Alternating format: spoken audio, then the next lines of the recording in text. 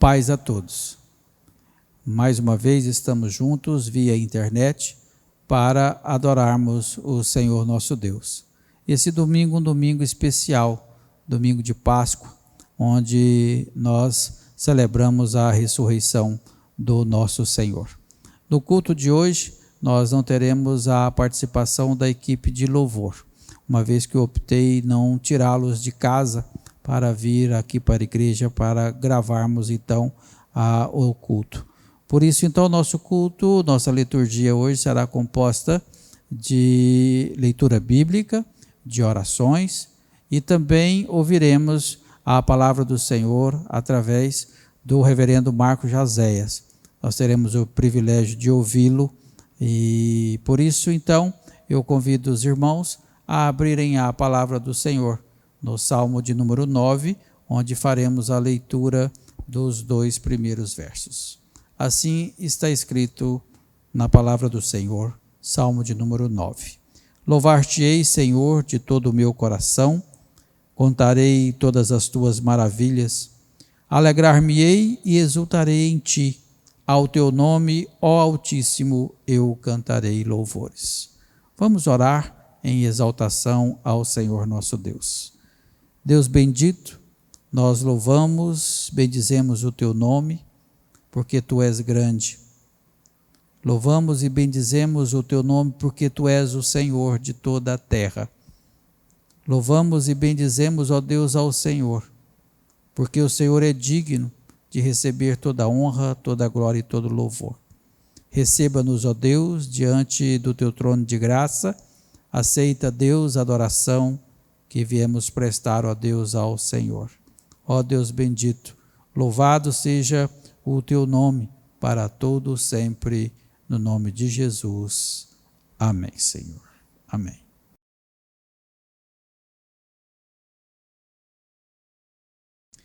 Convido os irmãos a abrirem a palavra do Senhor no Salmo de número 40 e faremos a leitura dos versos 11, 12 e 13.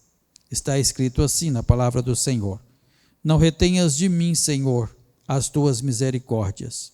Guardem-me sempre a tua graça e a tua verdade. Não tem conta os males que me cercam. As minhas iniquidades me alcançaram, tantas que me impedem a vista, são mais numerosas que os cabelos de minha cabeça, e o coração me desfalece. Praza-te, Senhor, em livrar-me, dar-te pressa, ó Senhor, em socorrer-me. Oremos ao Senhor. Pai bendito, nós nos prostramos diante dos teus pés, reconhecidos, ó Deus, da tua santidade, da tua majestade, do teu poder. Reconhecidos também, ó Deus, que somos pecadores e que fazemos o que é mal perante os olhos do Senhor. Opondo-nos, ó Deus, à lei do amor do Senhor. Opondo-nos, ó Deus, aos preceitos aos quais o Senhor determinou a nós. Por isso, Pai, em nome de Jesus, clamamos, ó Deus, ao Senhor. Perdoa-nos, ó Pai. Tenha misericórdia, Senhor, de nós. No nome de Jesus é que eu peço a Deus a Ti. Amém, Senhor.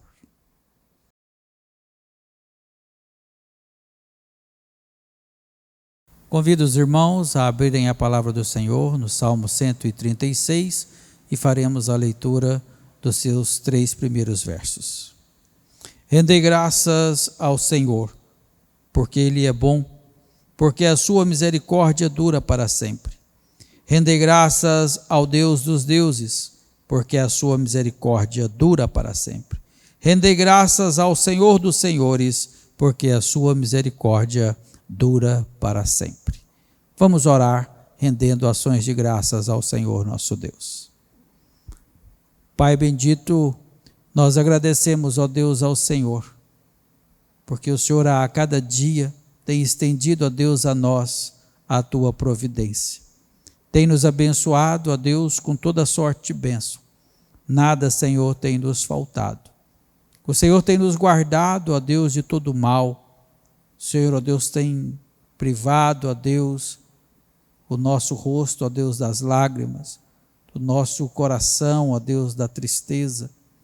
Obrigado, ó Deus, pela tua bondade, porque o Senhor tem cuidado de nós a cada dia. Obrigado, ó Deus, porque o Senhor tem nos livrado desta enfermidade, ó Deus, a qual tem acometido, ó Deus, muitos, ó Deus, na face da terra. Obrigado, ó Pai, porque o Senhor tem nos conservado com vida. Louvamos e bendizemos o Senhor para todo sempre. Amém, Senhor.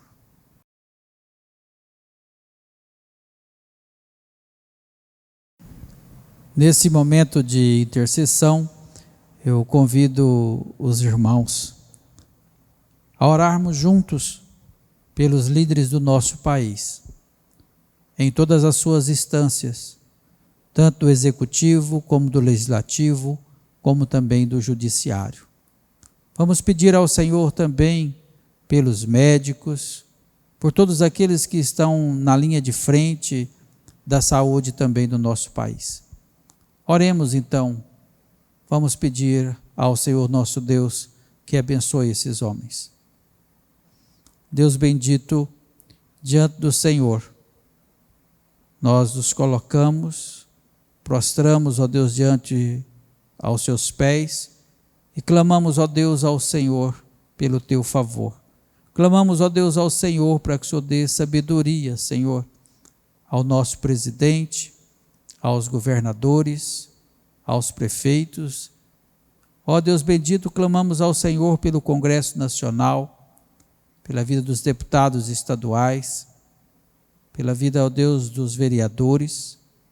Clamamos, ó Deus, ao Senhor pelos juízes, promotores, desembargadores, ministros de justiça, os ministros, ó Deus, também do Supremo Tribunal Federal. Clamamos, ó Deus, ao Senhor para que o Senhor dê sabedoria, Pai, a esses homens, para que eles tomem, ó Deus, decisões acertadas, que venham, ó Deus, resguardar, ó Deus, e abençoar, ó Deus, o nosso país. Pai bendito, clamamos, ó Deus, ao Senhor também, pelo nosso ministro da Saúde, pelos nossos secretários, pelos secretários de saúde de todos os estados, de todos os municípios do nosso país, em especial, ó Deus, pela vida do nosso secretário, doutor Alair. Clamamos, ó Deus, ao Senhor, para que o Senhor esteja abençoando todos os médicos, os enfermeiros, todos aqueles, ó Deus, que trabalham, ó Deus, no sistema de saúde do nosso país, que estão envolvidos, ó Deus, a ajudar, ó Deus, aqueles que se encontram enfermos. Usa, Senhor, a cada um como instrumento de bênção na mão do Senhor. Quero, ó Deus, também pedir, ó Deus, ao Senhor, pela liderança da Igreja Presbiteriana do Brasil, pela vida do reverendo Roberto Brasileiro, pelos presidentes, ó Deus, de sínodos, presbitérios, por todos os conselhos, ó Deus, que governam as igrejas locais. Ó Deus, usa a Igreja Presbiteriana nesse momento como instrumento de bênção nas mãos do Senhor. Ó Pai bendito, é no nome de Jesus que eu oro a Ti. Amém, Senhor. Saúde os amados irmãos, na graça e na paz do Senhor. Vamos abrir as Sagradas Escrituras no livro de Mateus, capítulo 28, e nós vamos ler do versículo 1 até o versículo de número 10. Mateus 28, de 1 a 10. Assim diz a palavra do Senhor. No findado sábado, ao entrar o primeiro dia da semana, Maria Madalena e a outra Maria foram ver o sepulcro. E eis que houve um grande terremoto, porque um anjo do Senhor desceu do céu, chegou-se, removeu a pedra e assentou-se sobre ela. O seu aspecto era como um relâmpago, e a sua veste alva como a neve. E os guardas tremeram espavoridos e ficaram como se estivessem mortos. Mas o anjo, dirigindo-se às mulheres, disse: Não temais, porque sei que buscais Jesus, que foi crucificado. Ele não está aqui, ressuscitou, como tinha dito. Vinde ver aonde ele jazia. E depois, depressa, e dizei aos seus discípulos que ele ressuscitou dos mortos e vai adiante de vós para a Galileia. ali vereis, é como vos digo. E retirando-se elas apressadamente do sepulcro, tomadas de medo e de grande alegria, correram a anunciá-lo aos seus discípulos. E eis que Jesus veio ao encontro delas e disse: Salve! E elas, aproximando-se, abraçaram-lhe os pés e o adoraram. Então Jesus lhes disse: Não temais, ide avisar aos meus irmãos que se dirijam a Galileia e lá me verão. Oremos. Senhor Deus, obrigado, ó grande Pai, porque o Senhor nos deu a Tua palavra. Nesse momento nós te pedimos que o Senhor esteja iluminando a nossa mente para compreendê-la. Em nome de Jesus que nós oramos. Amém. O mundo está em pânico. Desde o dia 16 de março de 2020 até a primeira semana de abril, aproximadamente 667 pessoas morreram por causa do novo coronavírus. Isso somente no Brasil. São mais de 18 mil mortos ao redor do mundo. E este número vem aumentando a cada dia. E as previsões para o estado da economia mundial para daqui a alguns meses não são muito boas. Diante disso, muitas pessoas se desesperaram. Vendem as suas ações de empresas. Outros sofrem com crises de ansiedade e até mesmo depressão. Toda a situação que nós estamos enfrentando mostra o quanto o ser humano é frágil. O quão frágil são as coisas nas quais nós depositamos a nossa esperança. No entanto, essas situações servem para nos lembrar, para lembrar a nós que somos crentes neste mundo, que este mundo não é a nossa verdadeira pátria. Este mundo corrompido pelo pecado. Este mundo não é o nosso verdadeiro lar. Mas o nosso verdadeiro lar é a pátria celestial que nos aguarda. Nosso lugar é um mundo completamente libertado do pecado, restaurado por Jesus Cristo. E este mundo foi garantido para nós na ressurreição de Cristo.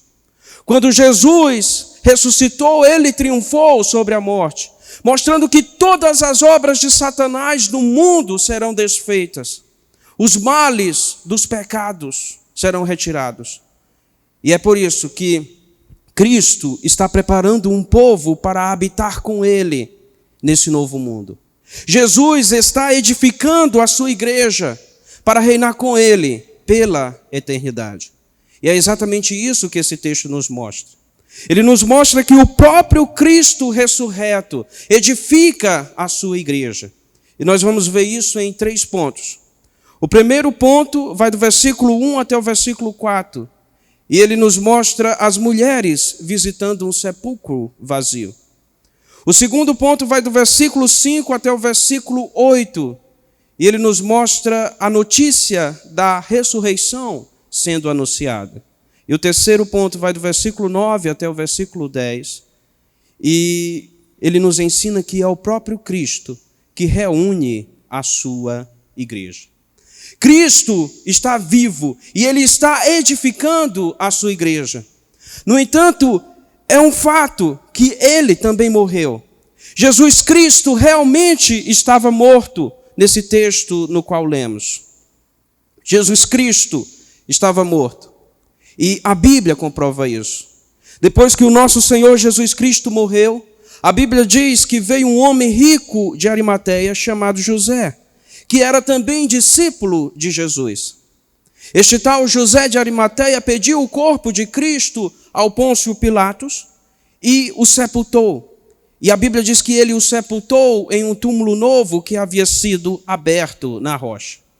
Uma grande pedra foi rolada e foi colocada na entrada do sepulcro, de forma que era muito difícil alguém sair lá de dentro sozinho.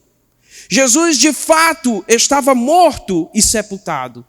E a Bíblia diz que pelo menos 2 mulheres foram testemunhas deste fato. O versículo 61 do capítulo 27 diz: achava-se ali sentadas, em frente da sepultura, Maria Madalena e a outra Maria. Essas mulheres acompanharam Jesus durante o seu sofrimento. Elas acompanharam o momento no qual Jesus foi sepultado. E não somente estas mulheres foram testemunhas da morte de Jesus, como também as próprias autoridades estavam cientes deste fato.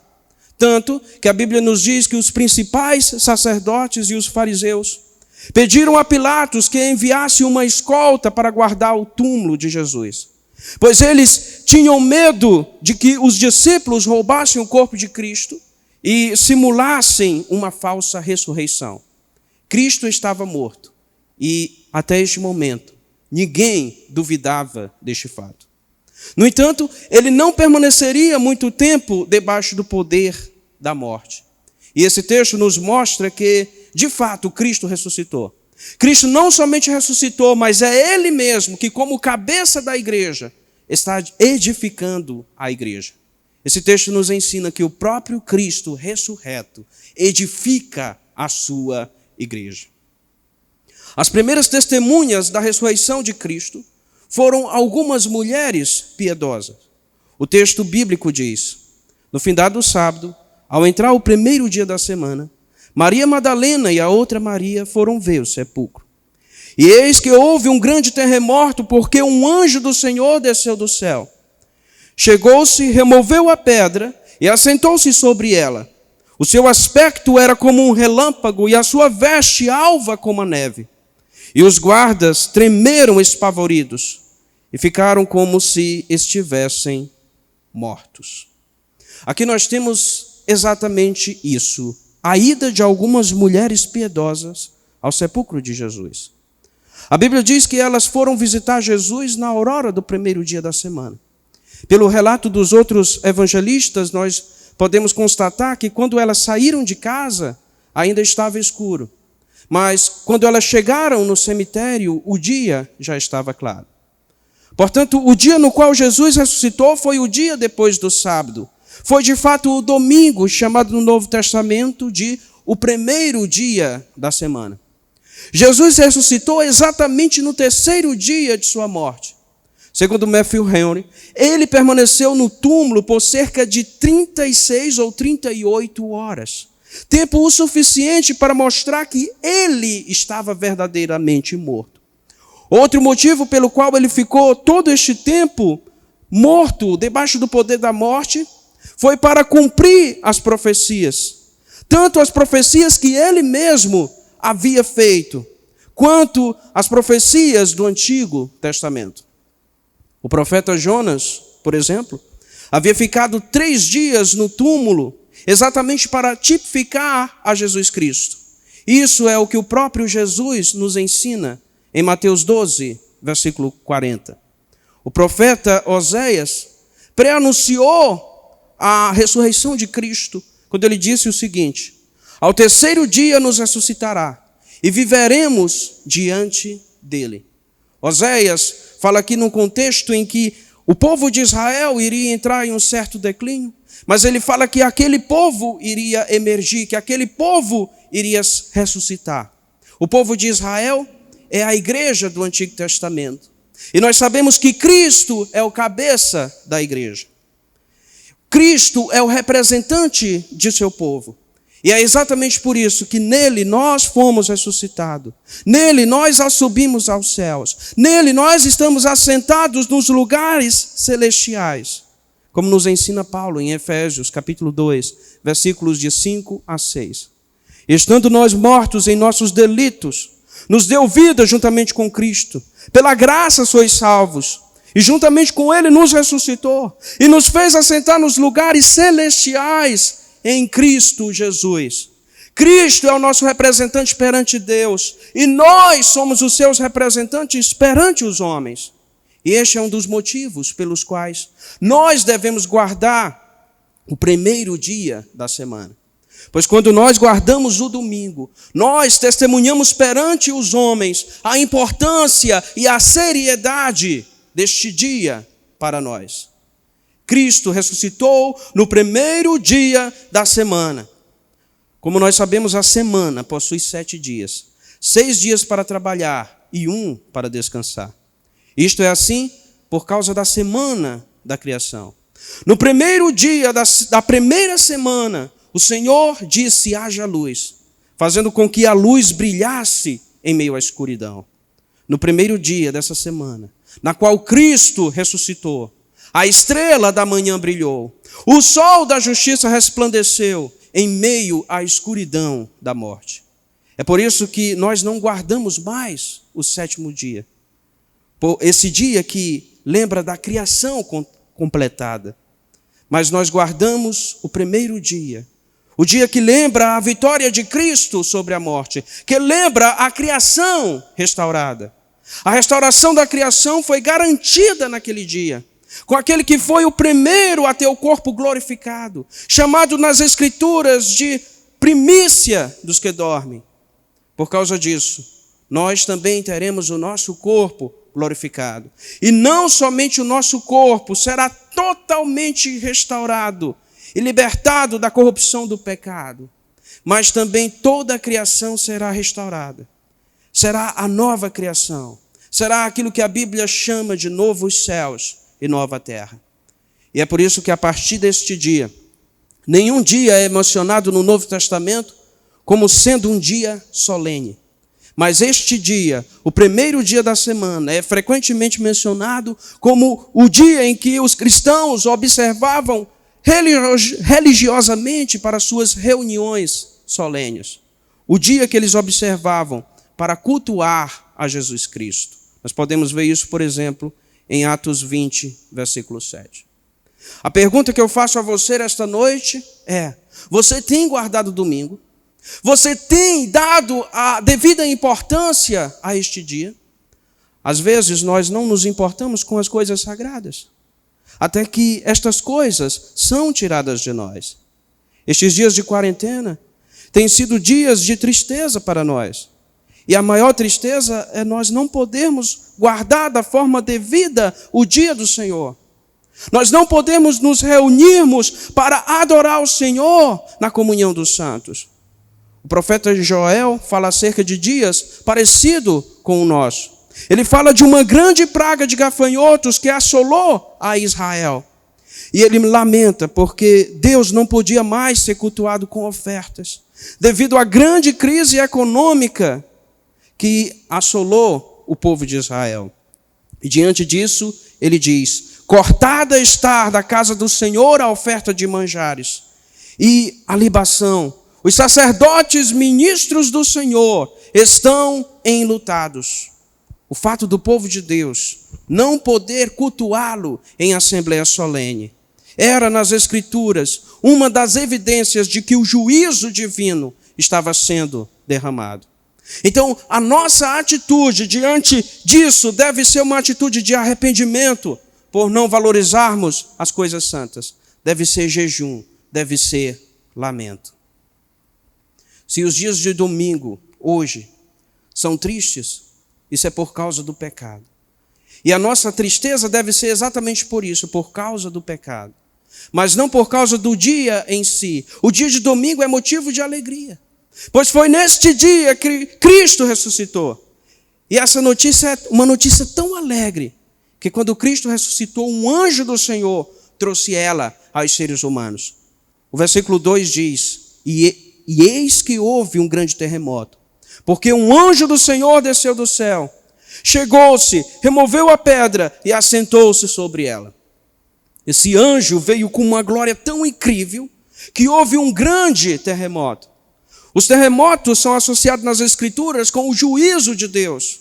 O mensageiro do Senhor estava chegando, e a mensagem que ele trazia era uma mensagem de juízo para os inimigos de Javé. O terremoto chamava a atenção para a mensagem de Javé que seria anunciada por aquele anjo. Essa mensagem é a mensagem de que Cristo ressuscitou. Percebemos, portanto, que o anjo era um mero serviçal de Deus. Por isso, o fato do versículo afirmar que um anjo abriu o sepulcro não significa que foi este anjo quem ressuscitou a Jesus Cristo. Mas a Bíblia afirma que o Deus triuno ressuscitou Jesus. No entanto, Cristo havia sido condenado legalmente por Deus. E legalmente ele havia adquirido a absolvição diante do Pai. E como testemunho disso, um oficial celeste veio abrir a porta. Quando este oficial senta sobre aquela pedra, isso significa o triunfo. Significa a vitória de Cristo que havia sido garantida. Ele havia recuperado aquela posição gloriosa que ele teve com o Pai desde a fundação do mundo. E é exatamente por isso que os seus oficiais estão alegres. É exatamente por isso que eles estão triunfantes. Cristo é o líder das milícias celestiais. E é por isso que é tão incrível observar os aspectos deste oficial. O versículo 3 diz: o seu aspecto era como um relâmpago, e a sua veste alva como a neve. Esta descrição é parecida com aquela descrição de Jesus no Monte da Transfiguração.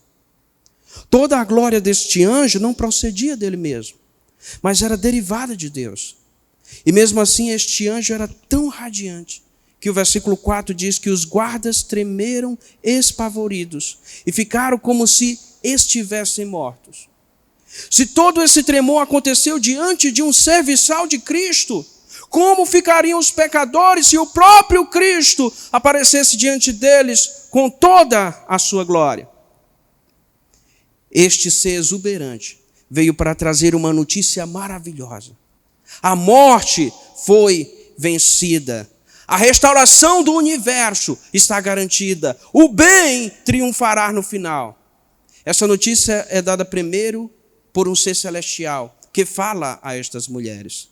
Versículos de 5 a 6 diz o seguinte: mas o anjo, dirigindo-se às mulheres, disse: não temais, porque sei que buscais Jesus, que foi crucificado. Ele não está aqui, ressuscitou como tinha dito. Vinde ver onde ele jazia. Um ser celestial deu a notícia para essas mulheres. E assim nós percebemos que a mensagem do Evangelho tem uma origem celeste. Não foi algo criado por seres humanos, mas aquele anjo só anunciava aquilo que Cristo já havia falado antes de sua morte. Jesus já havia pré-anunciado a sua ressurreição. O próprio Deus desceu dos céus para trazer essa mensagem aos pecadores. A ressurreição de Cristo não era um embuste, como imaginavam os líderes religiosos. O anjo traz essa notícia. E ele começa falando para aquelas mulheres, para que elas não tenham medo. Elas eram amigas leais de Jesus. Elas foram mais valentes do que os homens. Enquanto que praticamente todos os discípulos de Jesus o abandonaram, elas permaneceram do seu lado. A primeira mulher foi a primeira a transgredir a lei de Deus, que foi Eva. Mas agora aconteceu o inverso. Os homens pecaram, os homens abandonaram Cristo e as mulheres demonstraram o seu amor ao Senhor, permanecendo com Ele até o final. E é exatamente por isso que foram as primeiras a receberem as boas novas da ressurreição. Elas não deviam temer, porque elas eram amigas de Cristo. Mas o inverso é verdadeiro. Os inimigos de Cristo deveriam ter medo. Foi exatamente por isso que aqueles soldados caíram por terra. Pois a mensagem da ressurreição de Cristo é aterrorizante para os seus inimigos. E é exatamente por isso que eles procuram a qualquer custo desacreditar essa mensagem. Eles não podem suportar essa mensagem. Eles não conseguem simplesmente agir com indiferença diante dela. É exatamente por isso que o cristianismo é sempre perseguido. Pois nós acusamos o mundo de pecado, é isso que Jesus ensina. Nós anunciamos aos ímpios a sua destruição. Como você esperaria que isso não fosse perturbar a eles? Mesmo assim, essa notícia deve ser comunicada. No versículo 7, Jesus ordena às mulheres que contem aos discípulos acerca da ressurreição de Jesus. Ele diz que ele se encontraria com seus discípulos ali na Galileia, naquela mesma região onde Cristo havia sido desprezado, no mesmo lugar onde as trevas haviam prevalecido, agora brilha a luz. Se nós estamos passando por momentos de dificuldade, saiba que logo a luz irá brilhar. Se passamos por momentos de incredulidade, saiba que a vitória dos crentes já está garantida. Embora Jesus tenha dito que encontraria os seus discípulos ali na Galileia, ele apareceu antes disso aos seus discípulos. Ele apareceu naquela mesma tarde na cidade de Jerusalém. Ele não esperou que os seus discípulos fossem até a Galileia. As promessas de Deus se cumprirão. E elas se cumprirão mais cedo do que nós imaginamos. O Salvador ressuscitado é muito melhor do que as suas promessas. Essas mulheres estavam experimentando exatamente isso, o cumprimento da promessa do Salvador ressuscitado. E naquele momento, o versículo 8 diz que elas sentiam uma mistura de medo e alegria. E este é exatamente o sentimento natural diante da mensagem do Evangelho. Nós tememos, pois reconhecemos a grandiosidade de Deus e também nós reconhecemos o quanto nós somos pecadores. Com certeza aquelas mulheres reconheceram a grandiosidade de Deus naquele momento. E naquele momento também, elas reconheceram o peso de seus pecados. Quando elas foram, de uma forma suave, repreendidas pelo anjo. O anjo disse a ela: ele não está aqui. Ressuscitou como tinha dito. Este como tinha dito revela a incredulidade das mulheres, que mesmo tendo ouvido as profecias de Jesus, se encontravam muito surpresas. Não havia motivos para elas estarem tão surpresas. Jesus Cristo já havia dito que ele iria ressuscitar. Então, elas viram que de fato elas eram pecadoras. E elas viram também que Deus é grande. Como não temer diante deste fato?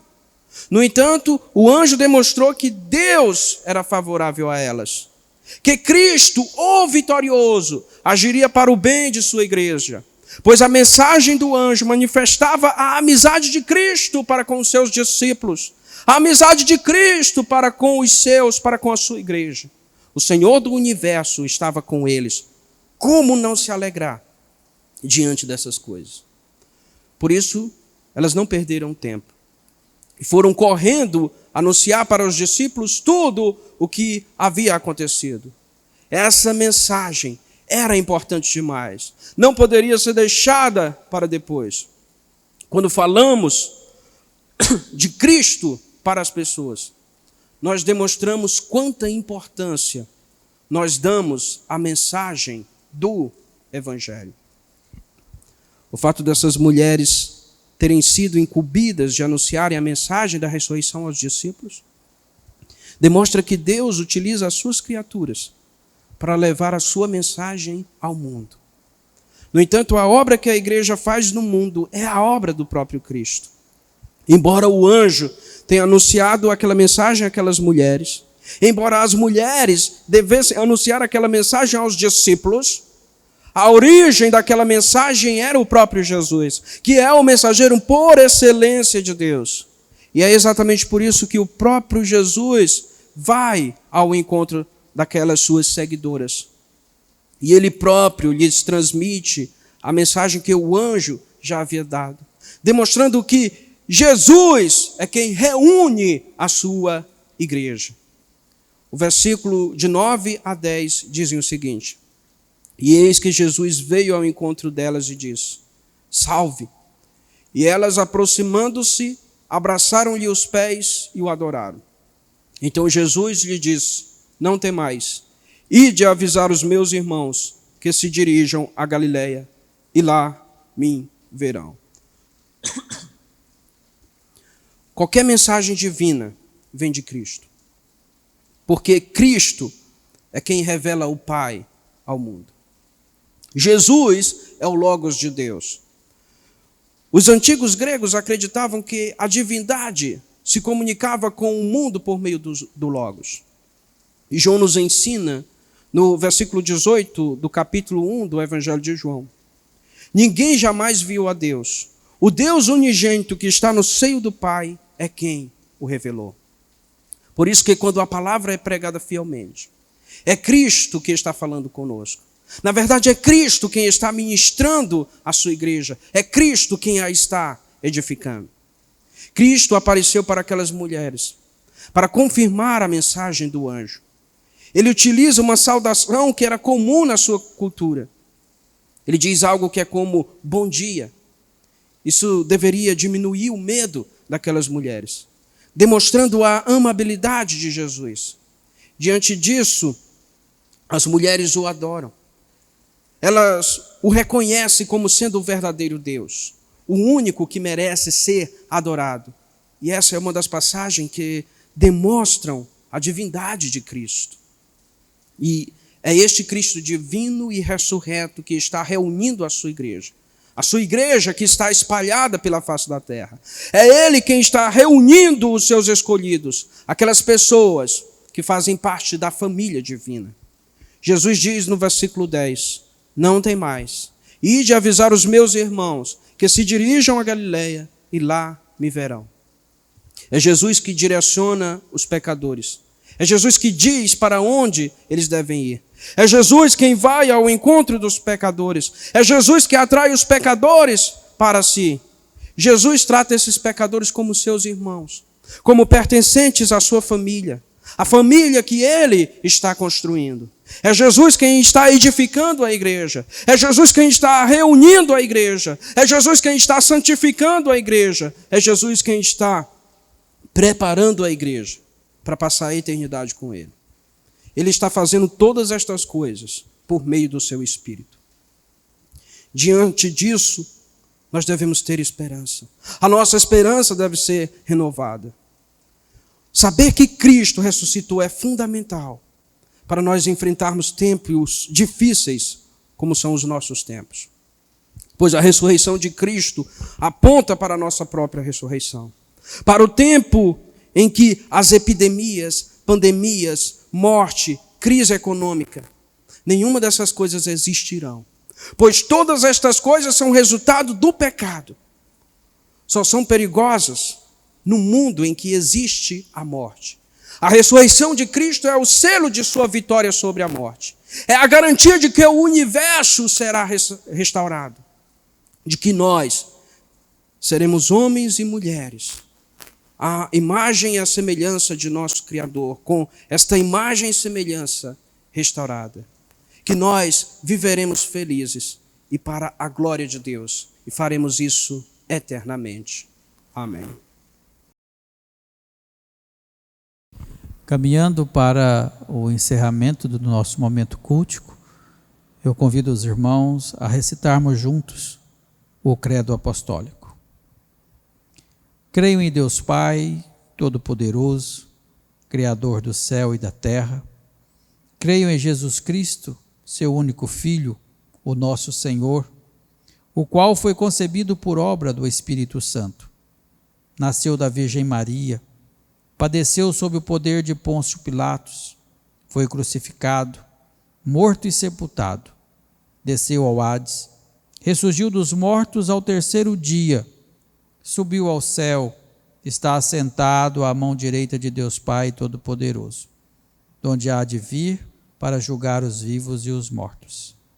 Creio no Espírito Santo, na Santa Igreja Universal, na comunhão dos santos, na remissão dos pecados, na ressurreição do corpo, na vida eterna. Amém. Quero convidar aqueles que têm possibilidade de colocar-se de pé. Nós vamos orar.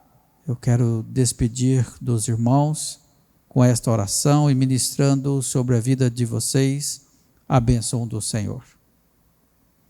Pai bendito, nós agradecemos ao Senhor por esse dia a qual o Senhor nos concedeu. Agradecemos, ó Deus, ao Senhor pelo privilégio de estarmos juntos como povo do Senhor, adorando a Ti. Agradecer, ó Deus, ao Senhor por esta ferramenta a qual o Senhor tem nos proporcionado e tem nos dado a oportunidade de, através dela, termos comunhão do povo do Senhor e de junto podermos adorar ao Senhor. Pai bendito, agradecemos a Ti pela Tua bondade, pelo Teu favor. Pai amado, guarda o Teu povo, protege o Teu povo. Esta, ó Deus, é a minha oração. Sobre o Teu povo, ó Deus, eu levanto as mãos e ministro a bênção do Senhor. Que a graça do nosso Senhor e Salvador Jesus Cristo, que o amor de Deus, o nosso Pai, e que as ternas consolações do Espírito Santo de Deus seja, Senhor, derramada sobre o teu povo, sobre todo o povo do Senhor espalhado por esta terra, agora e para sempre. Amém, Senhor. Quero aproveitar esse momento para convidar você a participar conosco das nossas reuniões de oração via internet, às 7 da manhã e também às 20 horas. Basta você baixar o aplicativo do Zoom, entrar no grupo da Igreja Presbiteriana e assim então acessar o link então de cada reunião. E assim você estará participando então das nossas reuniões por videoconferência. Tá bom? Convite a você e também a toda a família. Deus abençoe a sua vida, abençoe a sua casa, abençoe os seus familiares. Fiquem em casa, saem se for extremamente necessário. Que Deus abençoe a todos. Um abraço.